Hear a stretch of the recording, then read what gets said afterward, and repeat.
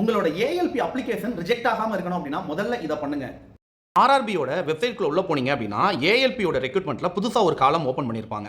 Click here notice to upload proper photo and signature. ஆக்சுவலாக பிரச்சனை என்ன அப்படின்னா நிறைய கேண்டிடேட் நிறைய ஸ்டூடெண்ட் வந்து பார்த்தீங்க அப்படின்னா என்ன பண்ணிட்டாங்க அப்படின்னா ப்ராப்பரான ஃபோட்டோவையோ ப்ராப்பரான சிக்னேச்சரையோ உள்ள அப்லோட் பண்ணாமல் விட்டுட்டாங்க.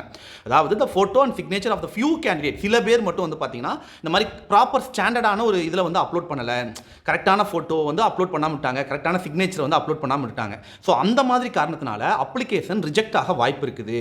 ஸோ அப்படி ரிஜெக்ட் ஆகாமல் இருக்கணும் அப்படின்னா 27/5/2024 இருந்து 31/5/2024 வந்து பார்த்தீங்க அப்படின்னா கரெக்டான ஃபார்மேட்டில் ஃபோட்டோவை அப்லோட் பண்ணணும்னு சொல்லி நமக்கு லாஸ்ட்டாக ஒரு சான்ஸ் கொடுத்துருக்காங்க.